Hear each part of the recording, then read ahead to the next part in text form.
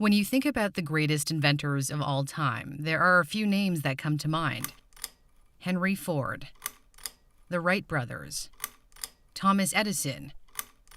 But there's one name that is not as recognizable.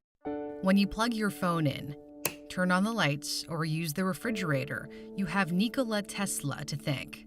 This is the story of the forgotten genius, and the story begins at the end. On January 7, 1943, a maid working at the New Yorker Hotel walked into room 3327, where she found the body of an 86-year-old man who called the hotel home for the past decade. Tesla died alone and broke. He lived off a diet of warm milk and crackers and was obsessed with feeding the pigeons outside. One of the greatest inventors of all time faded into obscurity and died penniless. There is a reason why this happened, which will become clear by the end of this story. Tesla was born in the town of Smiljan in present-day Croatia on July 10, 1856. He was born during a lightning storm. According to family legend, the midwife said halfway through the birth, "This child will be a child of darkness," to which his mother replied, "No, he will be a child of light." Little did she know how prophetic those words would be. When Tesla was 5, he witnessed his older brother fall from a horse and later die. This would haunt him for the rest of his life. As a child, he began seeing visions accompanied by flashes of light, confusing what was real and what was imaginary. This never went away. The visions spurred his ability to conceive inventions in his head in such detail that he didn't even need to draw them out. He explained how the designs were perfected in his mind in an article in 1919. "Invariably, my device works as I conceived that it should, and the experiment comes out exactly as I planned it. In 20 years, there has not been a single exception." Tesla credits his mom for his interest in invention.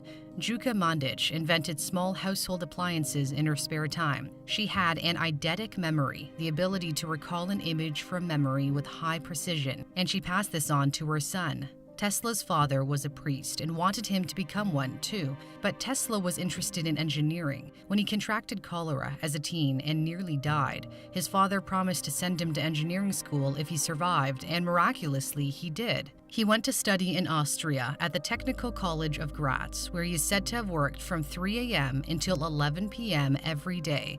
Professors were worried that he would die from exhaustion. Tesla had a beautiful mind. He could perform calculus in his head and spoke 8 languages. He was a good student at the start, but would not finish school.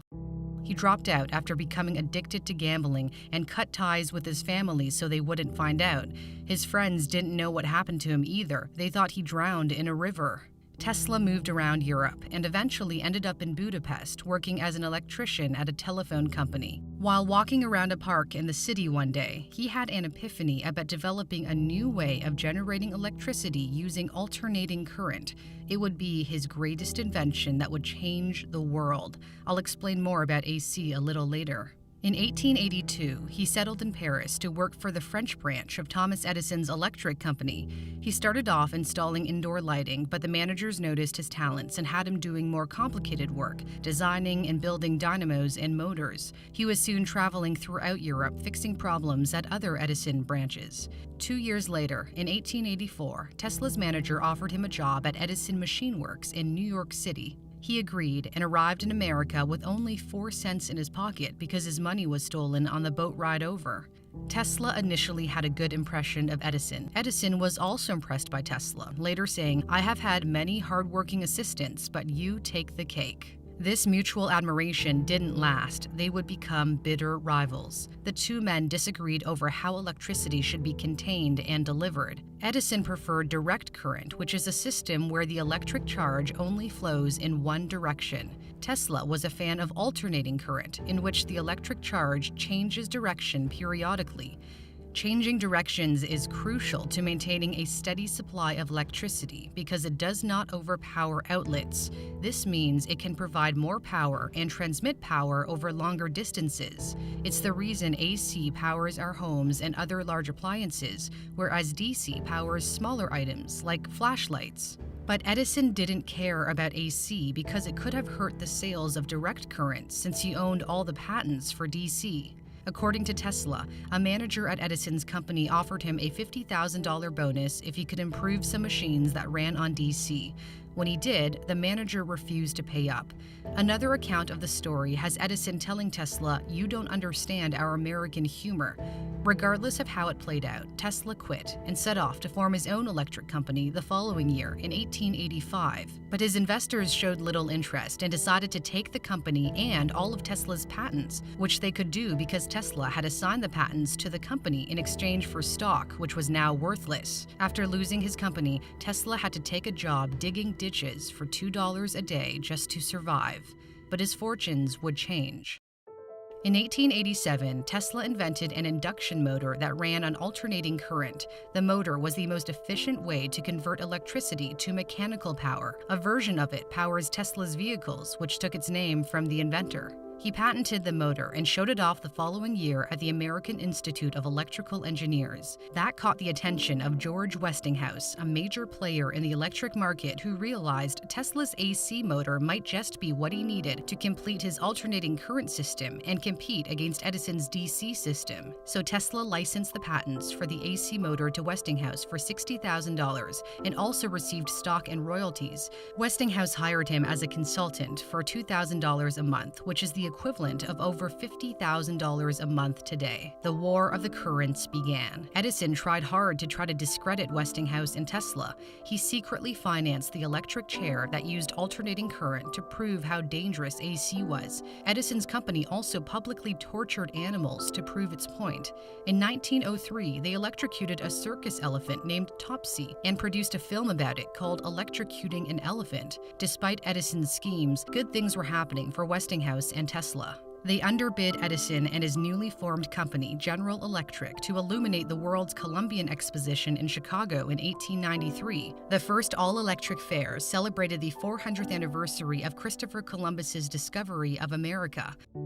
It was clear to the 27 million people who attended that AC would power the future. Their success continued when they beat out Edison's General Electric again to build the world's first alternating current power plant in Niagara Falls.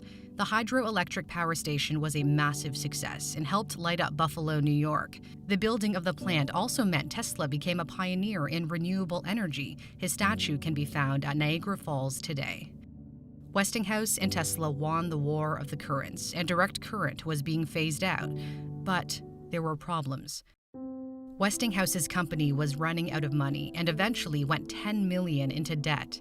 In 1897, he went to Tesla and asked if his royalties could be reduced in a desperate attempt to save the company. Tesla was so compelled by compassion for his friend that he ripped up his contract.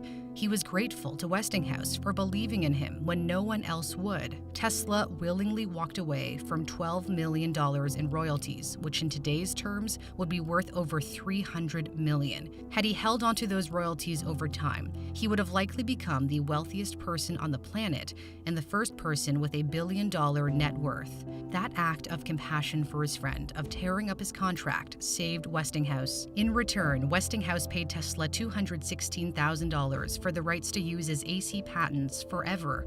This is the equivalent of about $6 million today. With that money, Tesla became financially independent and set up a series of laboratories in New York for new projects, where he was visited by the rich and famous, including his close friend and one of the greatest American writers of all time, Mark Twain. This was his period of many inventions. He held over 300 patents in his lifetime. He created an early version of neon lighting, the Tesla turbine, a bladeless turbine for vehicles. He pioneered X-ray technology by experimenting with radiation. This is an X-ray of his own hand. Another standout invention was one of the first remote controls. In 1898, he controlled a miniature boat at Madison Square Garden in New York. It was so far ahead of its time that the crowd thought he was using magic to make it move. That would be the ancestor to today's remote-controlled drones. One of his most well-known inventions is the Tesla coil, a device that can produce large amounts of high-voltage electricity. Because of the coils, he discovered he could send and receive powerful radio signals when they resonated at the same frequency. Tesla was getting ready to broadcast his first radio signal, but disaster struck. A fire destroyed his lab in 1895. He lost years of research and equipment. Tesla didn't apply for a patent for the radio until 2 years later. The fire would be the turning point in his life that led to a downhill spiral. At the same time that he was working on radio, an Italian entrepreneur, Guglielmo Marconi, was also working on the radio in England. He tried to acquire patent rights in the US, but was turned down because it was too similar to Tesla's. However, things changed when Marconi was able to send the world's first transatlantic radio message in 1901 using 17 of Tesla's patents. Edison then threw his financial support behind Marconi. Tesla had no problem with Marconi's achievements, but in 1904, the U.S. Patent Office suddenly changed its mind and awarded Marconi a patent for the invention of the radio. There has never been a reason given for this decision, but the powerful financial backing Marconi received could explain it. Marconi went on to win the Nobel Prize in Physics in 1911, which was only possible due to Tesla's work. Tesla was furious and sued Marconi. The case dragged on in court for years and was only settled in Tesla's favor after his death.